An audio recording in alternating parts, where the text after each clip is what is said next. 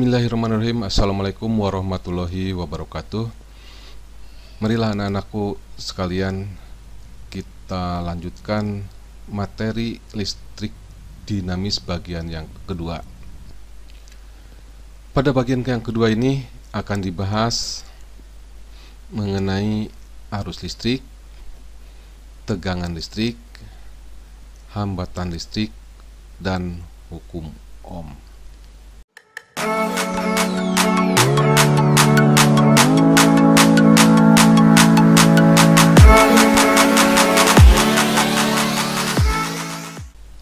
Baiklah, kita mulai pembahasan yang pertama, yaitu mengenai arus listrik.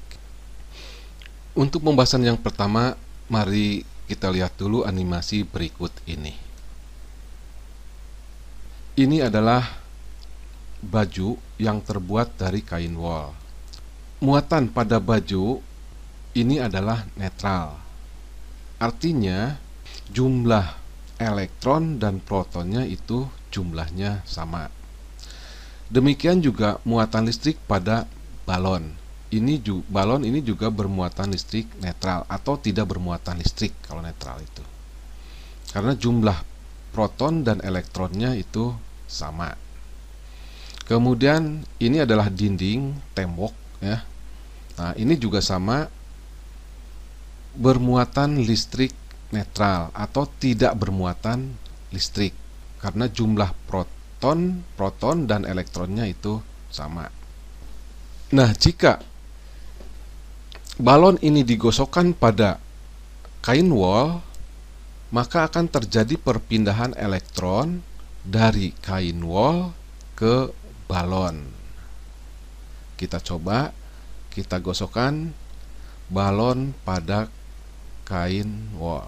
Nah, lihat, elektron dari kain wol ini berpindah ke balon pada saat digosokkan.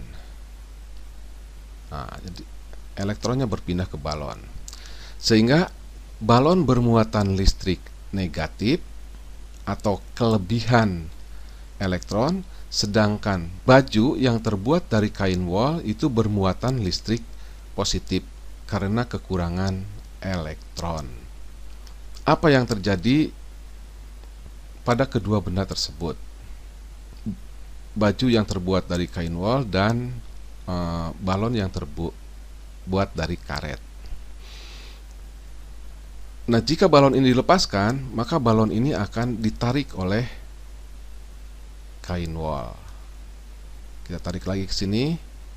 Nah, balon ini ketarik oleh apa? Kain wol.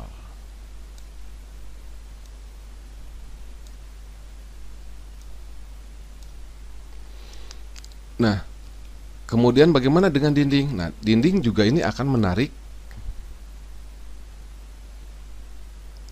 Nah,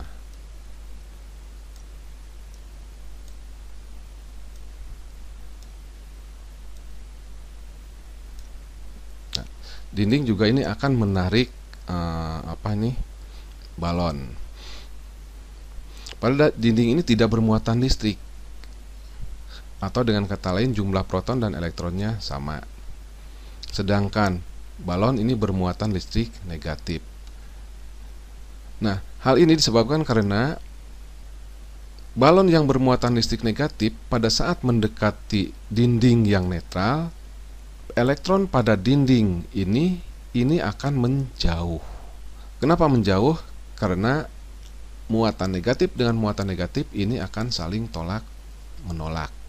Kemudian muatan negatif dengan muatan positif, muatan negatif pada balon dengan muatan positif pada tembok ini akan saling tarik menarik.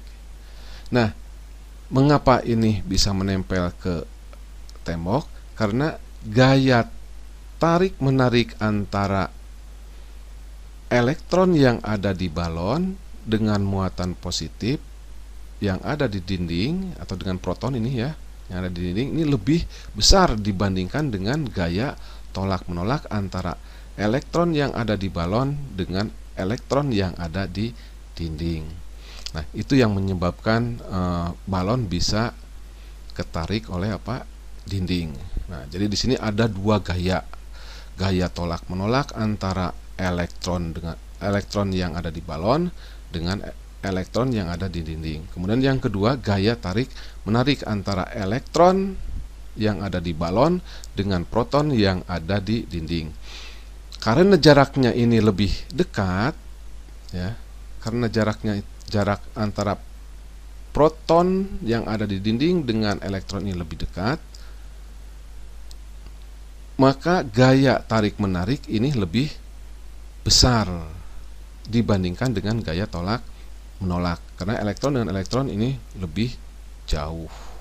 Hal ini sama seperti pada listrik dinamis bagian yang pertama, yaitu penggaris yang bermuatan listrik negatif dapat menarik kertas yang netral.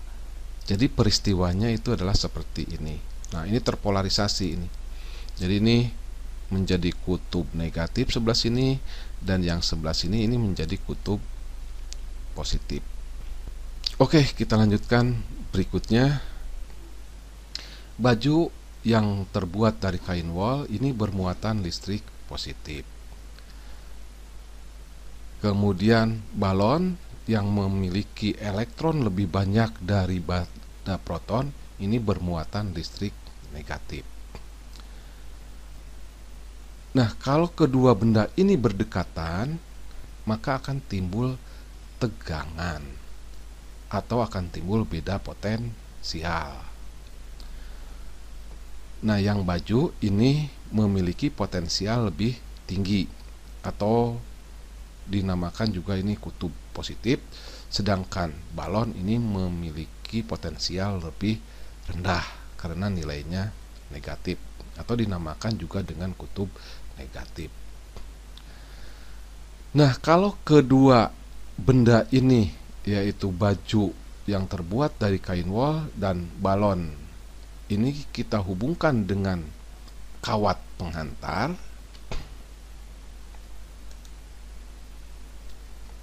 elektron akan bergerak dari benda bermuatan listrik negatif atau kutub negatif atau memiliki potensial yang lebih rendah ke benda yang bermuatan listrik positif atau kutub positif atau potensial tinggi.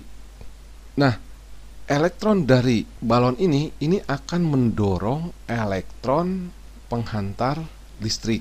Jadi ini mendorong ke sini, ini mendorong ke sini, ini mendorong ke sini, dan seterusnya. Nanti elektron ini sampai ke baju yang bermuatan listrik positif. Kemudian proton sebenarnya tidak bergerak. Ini proton ini sebenarnya tidak bergerak karena berada dalam inti atom. Tapi karena elektronnya bergerak, maka proton seolah-olah bergerak. Nah, gerakan yang demikian itu dinamakan dengan gerak semu. Nah, jadi proton ini tidak bergerak nih. Nah, tapi karena elektronnya bergerak ke sini, nah proton itu seolah-olah bergerak ke sini. Nah, gerakan proton ini dinamakan dengan gerak semu proton. Ini sama halnya dengan kalau kita naik mobil, pohon-pohonan yang ada di pinggir jalan itu seolah-olah itu bergerak ke belakang.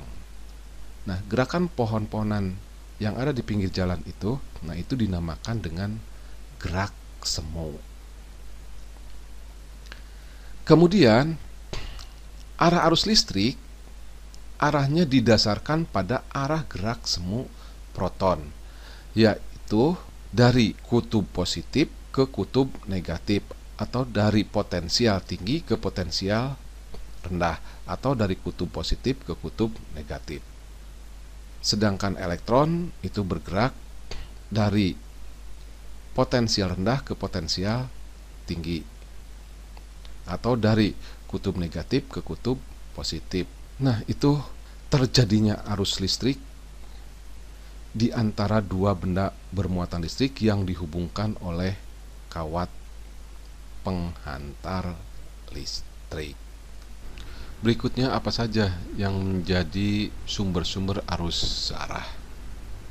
Yang pertama, ini adalah sumber arus searah yang sederhana, yang diperoleh dengan cara menggosok-gosokkan antara dua buah benda. Kemudian yang kedua, elemen volta. Elemen volta merupakan sumber arus searah yang paling tua. Ini ada kutub positif dan ini kutub negatif. Nah, elemen volta ini terbuat dari larutan elektrolit dengan elektroda seng untuk kutub negatif dan tembaga untuk kutub positif. Kemudian berikutnya batu baterai. Nah, batu baterai ini adalah sumber arus searah yang paling lama digunakan. Ada yang berbentuk seperti ini, ada juga yang berbentuk seperti ini. Ini adalah kutub negatif, ini kutub positif. Nah, kalau ini kutub negatif dan ini adalah kutub positifnya. Kemudian berikutnya aki, ya. Nah, aki juga ini cukup lama digunakan oleh kita semua. Aki ini cukup lama digunakan sebagai sumber arus searah. Kemudian berikutnya ini adalah baterai dari HP. Jadi perkembangan sumber arus searah itu sangat pesat sekali sejak tahun 1990. Ukurannya kecil tapi dapat menampung muatan listrik negatif dan positifnya itu banyak. Jadi kapasitasnya ini sangat besar kalau dibandingkan dengan batu baterai ini. Kemudian, nah ini adalah power bank. Nah, power bank ini juga merupakan sumber arus atau sumber tegangan listrik searah yang memiliki kapasitas yang sangat besar untuk menyimpan muatan listrik. Kemudian ini adalah baterai daripada laptop. Ini memiliki kapasitas yang sangat besar juga untuk menyimpan muatan listrik negatif dan muatan listrik positif. Nah, mengapa di sini dikatakan sumber arus searah? Nah, hal ini disebabkan karena arus yang mengalirnya itu ke satu arahnya itu dari positif ke negatif. Nah, ada juga listrik yang arusnya itu bolak-balik. Nanti akan dibahas lebih khusus pada bab arus bolak-balik. Kemudian untuk cara kerja daripada sumber-sumber arus searah ini perlu pembahasan khusus. Tidak akan dibahas di sini. Kemudian ada juga sumber arus searah, yaitu dinamo arus searah, dan ada juga dinamo arus bolak-balik. Nah, itu sumber-sumber arus searah. Berikutnya kita akan membahas kuat arus listrik. Seperti arus-arus yang lainnya, bahwa yang namanya arus itu ada arus yang kuat, ada arus yang lemah. Seperti misalkan arus air. Ada arus yang deras, ada arus yang jalannya itu lambat. Demikian juga arus lalu lintas. Nah, arus lalu lintas itu ada yang jalan mobilnya itu cepat dan ada yang jalan mobilnya itu lambat. Demikian juga pada arus listrik. Nah, untuk memahami arus listrik, saya analogikan arus listrik ini dengan arus lalu lintas. Nah, seperti diketahui yang namanya arus itu kan harus ada yang bergerak. Seperti arus air. Pada arus air, nah yang mengalirnya itu air. Penghantarnya itu adalah bisa paralon, bisa selang, bisa juga sungai.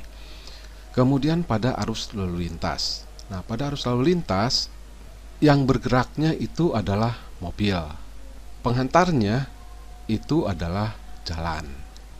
Nah, pada arus listrik yang bergeraknya adalah elektron pada kawat tembaga. Itu biasanya pada kawat penghantar atau pada umumnya pada kawat penghantar. Nah, untuk arus listrik ini saya analogikan dengan arus lalu lintas. Yang pertama, jalan, analoginya dengan penghantar listrik atau kabel ini. Kemudian yang kedua, mobil, analoginya itu dengan elektron. Sedangkan penumpang di mobil atau muatan mobil orang, ya, analoginya itu sama dengan muatan listrik. Nah, kalau mobil angkot misalkan muatannya 12 orang. Nah, kalau muatan listrik besarnya muatannya itu 1,6 kali 10 pangkat min 19 kolom. Jadi lebih mudah menganalogikan arus listrik itu dengan arus lalu lintas. Besarnya kuat arus listrik didefinisikan sebagai banyaknya muatan listrik yang mengalir pada kawat pengantar tiap satuan waktu. Nah, ini kalau misalkan kita analogikan dengan kuat arus lalu lintas adalah banyaknya orang, karena tadi muatan listrik itu dianalogikan dengan orang yang mengalir pada jalan, ya, tiap satuan waktu. Nah, itu analogi antara kuat arus listrik dengan kuat arus lalu lintas. Nah, dari definisi tersebut, kalau kita rumuskan, kuat arus itu dilambangkan dengan I. Kemudian banyaknya muatan itu dilambangkan dengan Q. Kemudian tiap itu artinya per. Kemudian satuan waktu, nah, dilambangkan dengan T. Jadi besarnya kuat arus itu dirumuskan Q sama dengan T berdasarkan definisi ini. Atau bisa juga dituliskan Q sama dengan I kali T. Jadi banyaknya muatan listrik yang mengalir itu sama dengan kuat arus dikalikan dengan waktu. Ini bentuk matematika lain dari. Nah, keterangannya tadi I itu adalah kuat arus, satuannya itu adalah ampere, Q-nya ini adalah muatan listrik yang mengalir, satuannya itu adalah kolom. Atau bisa juga satuan muatan listrik itu selain kolom. Nah, kalau dilihat dari rumus ini, satuan muatan listrik itu adalah ampere sekon, ya, atau biasa disingkat AS. Atau bisa juga waktunya satuannya itu dalam jam, ampere jam, atau biasa disingkat AH. Atau mili ampere jam. Jadi satuan kuat arusnya itu adalah mili ampere, satuan waktunya itu adalah jam, atau biasa disingkat mAh. Perlu diketahui, besarnya muatan yang ada dalam sumber tegangan listrik, ya, seperti aki, baterai. Nah, itu biasanya menggunakan satuan Ah atau mAh. Jadi singkatan dari miliampere jam. Jadi ini menunjukkan banyaknya muatan listrik. Kemudian T-nya ini waktu yang diperlukan, bisa sekon, bisa juga menit, bisa juga jam. Kemudian berikutnya, arus listrik pada penghantar memiliki arah yang berlawanan dengan elektron. Seperti sudah dikatakan sebelumnya bahwa arah arus listrik itu didasarkan pada gerak semu daripada proton, karena proton ini tidak bergerak, berada dalam inti. Arus listrik pada penghantar itu memiliki arah yang berlawanan dengan elektron. Ini arah elektron ke sini, arah arus listrik ke sini, jadi berlawanan. Arah arus listrik itu dari kutub positif ke kutub negatif, atau dari benda yang bermuatan listrik positif ke benda yang bermuatan listrik negatif, atau dari potensial tinggi ke potensial rendah. Nah, karena satu elektron itu bermuatan listrik sebesar 1,6 kali 10 pangkat min 19 coulomb, maka banyaknya muatan listrik itu sama dengan banyaknya elektron dikali muatan listrik satu buah elektron. Ini analoginya begini. Banyaknya orang yang diangkut oleh mobil sama dengan banyaknya mobil dikali dengan muatan satu mobil. Analoginya itu seperti itu. Atau kalau ditulis dalam bentuk matematika, banyaknya muatan listrik itu sama dengan banyaknya elektron, ini ya, N, dikalikan dengan muatan satu elektron. Jadi di sini N-nya itu jumlah elektron, kemudian E-nya itulah muatan satu buah elektron. Kalau dianalogikan dengan mobil, N itu adalah banyaknya mobil angkot, E itu banyaknya muatan satu buah angkot. Yang besarnya kalau angkot itu 12 orang. Nah, kalau satu elektron, muatan listriknya itu 1,6 kali 10 pangkat min 19 coulomb.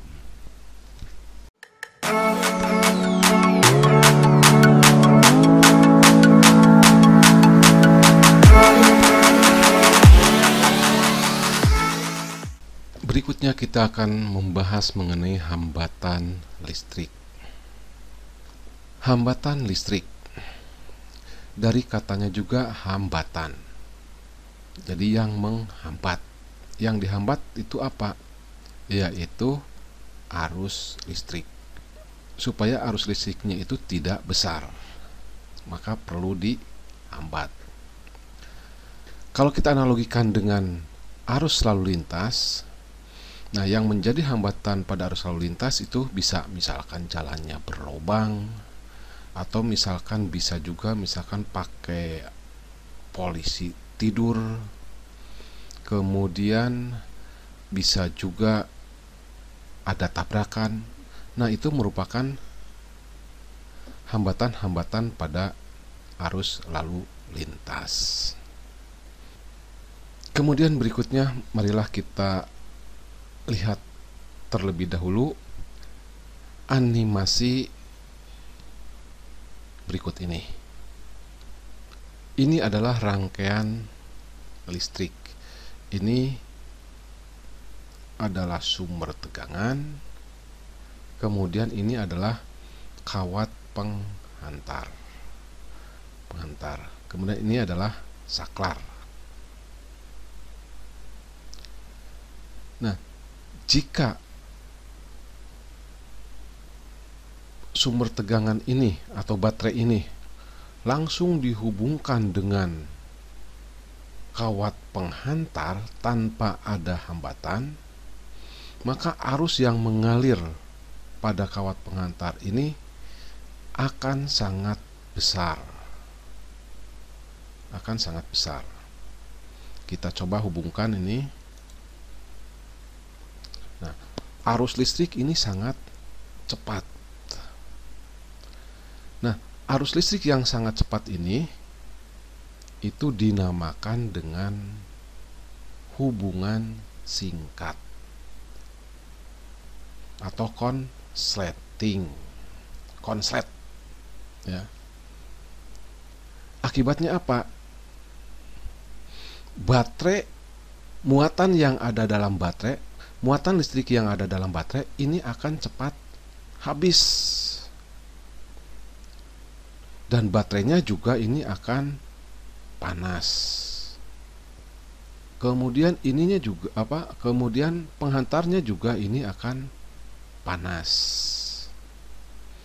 Makanya kalau misalnya terjadi konsleting di aliran listrik ya, biasanya menimbulkan kebakaran. Tapi karena ini mah cuman baterai 9 volt ya, baterainya aja ini akan panas. Kemudian berikutnya gambar ini. Nah, gambar ini rangkaian yang sudah diberi lampu. Nah, sekarang bagaimana kalau kita sambungkan saklarnya? Nah, kalau saklarnya itu disambungkan, karena di sini ada lampu. Nah, lampu ini berfungsi sebagai penghambat daripada arus listrik. Maka arus listrik yang mengalir itu menjadi pelan ya, atau kuat arusnya itu menjadi kecil. Sama, ini juga ini hambatan ya. Jadi arus listrik yang mengalir karena diberi hambatan, maka kuat arusnya menjadi kecil. Yang tidak diberi hambatan. Nah, kalau tidak diberi hambatan ini akan sangat kencang sekali. Nah, dari sini bisa diketahui bahwa fungsi dari hambatan untuk menghambat aliran daripada arus listrik. Dari animasi tadi dapat kita tarik kesimpulan, jika kutub negatif dan positif baterai dihubungkan langsung dengan kawat penghantar, maka akan terjadi konsleting atau hubungan singkat atau arus mengalir pada penghantar itu sangat besar. Kemudian agar tidak terjadi hubungan singkat atau konsleting pada rangkaian, maka harus dipasang hambatan. Nah, hambatan itu disimbolkan dengan R dan dilambangkan dengan seperti ini. Jadi supaya pada rangkaian listrik itu tidak konsleting, maka harus dipasang hambatan.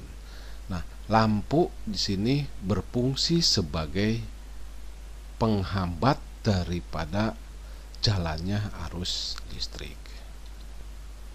Nah, yang menjadi penghambat daripada arus listrik itu bisa lampu, bisa TV, bisa setrika, bisa kulkas, komputer, AC, kipas angin, dan lain-lain ya.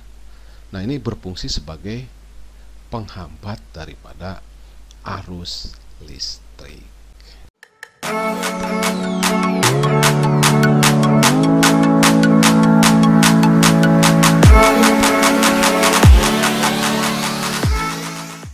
Kemudian berikutnya kita lanjutkan dengan hukum Ohm.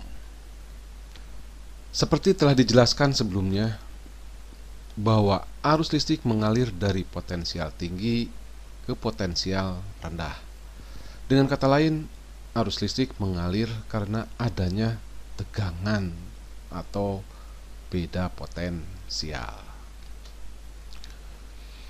Hubungan antara beda potensial dan arus listrik pertama kali diselidiki oleh George Simon Ohm yang hidup tahun 1787 sampai dengan 1854. Sebelum kita lanjut, kita perhatikan simulasi percobaan berikut ini. Hukum Ohm itu membahas hubungan antara tegangan dan kuat arus. Nah, sekarang kita lihat, misalkan sekarang tegangannya itulah 1,5 volt. Besarnya arus yang mengalir ini 3 mA dan hambatannya besarnya itu 500 ohm. Sekarang kalau misalkan kita tegangannya itu kita naikkan, misalkan menjadi 2 baterai ya. Ingat bahwa kalau kalian beli batu baterai, nah besar tegangannya itulah 1,5 volt. Nah, sekarang kalau misalkan baterainya itu ada 2, berarti tegangannya ini adalah 3 volt. Nah, ternyata arusnya ini naik menjadi 6 mili ampere. Hambatannya di sini tetap, yaitu besarnya itu 500 ohm. Kemudian kita tambah lagi tegangannya. Kemudian perhatikan juga besarnya arus listrik. Nah, kalau tegangannya itu kita tambah, nah ternyata arus listriknya juga itu bertambah. Nah, sekarang misalkan ini 3 baterai. Besar arusnya itu juga naik menjadi 9 mili ampere. Kita tambah lagi baterainya menjadi misalkan 4 buah. Nah, 4 buah kali 1,5 itu menjadi 6 volt. Tegangannya ini ternyata naik menjadi 12 mili ampere. Nah, satu lagi aja ya, baterainya kita tambah. Nah, kalau baterainya itu ada 5 ya, atau tegangannya besarnya 7,5 volt, nah kuat arusnya itu menjadi 15 mili ampere. Nah, dari percobaan ini terlihat bahwa jika tegangannya itu naik, maka kuat arusnya juga itu akan naik. Sedangkan hambatannya di sini tetap, atau hambatannya di sini konstan. Jadi dapat disimpulkan kalau tegangannya naik, kuat arusnya juga itu ikut naik. Atau kalau dalam fisika dikatakan tegangan berbanding lurus dengan kuat arus, atau tegangan sebanding dengan kuat arus listrik. Nah, pernyataan itu dinamakan juga dengan hukum Ohm. Nah, dari simulasi percobaan tersebut itu dapat kita catat, yaitu yang pertama, semakin besar beda potensial listrik yang diberikan, semakin besar pula arus listrik yang dihasilkan. Demikian juga sebaliknya, semakin kecil beda potensial yang diberikan, semakin kecil juga arus listrik yang dihasilkan.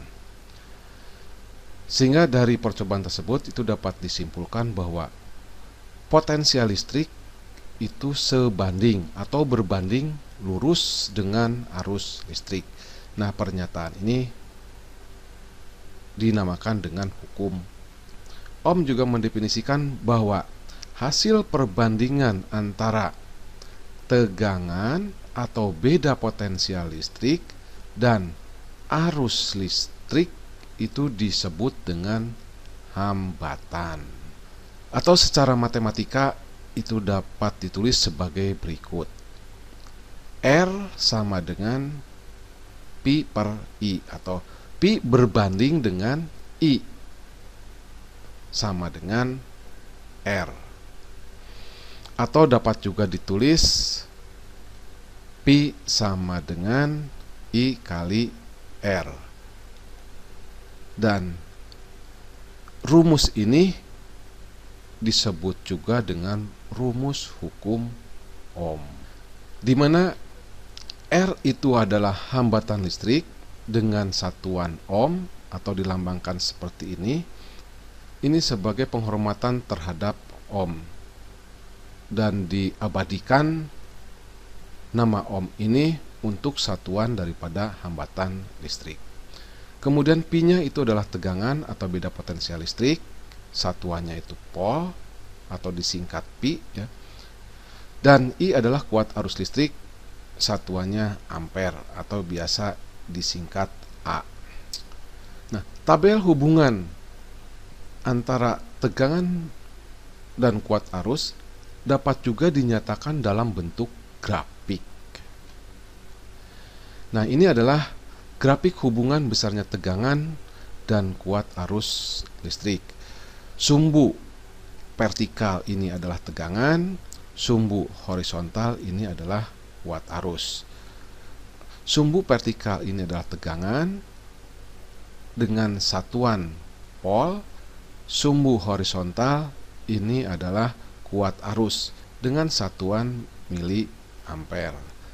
Jadi dari grafik ini dapat kita lihat jika tegangan 1,5 volt, kuat arusnya 3 miliampere. Jika tegangannya 3 volt, kuat arusnya 6 miliampere dan seterusnya. Nah, sehingga grafiknya di sini berbentuk garis dengan sudut yang dibentuk oleh grafik dan sumbu horizontal yaitu I adalah alfa. Dari grafik ini dapat juga dirumuskan bahwa R itu sama dengan Pi per I. Itu sama dengan tangen alfa. Karena tangen itu adalah sisi di depan sudut. Nah, sisi di depan sudutnya itu adalah Pi dibagi dengan sisi di samping sudut. Demikianlah pembahasan hukum Ohm. Mudah-mudahan dapat dipahami dengan mudah. Saya cukupkan sekian. Billahi taufiq wal hidayah. Assalamualaikum warahmatullahi wabarakatuh.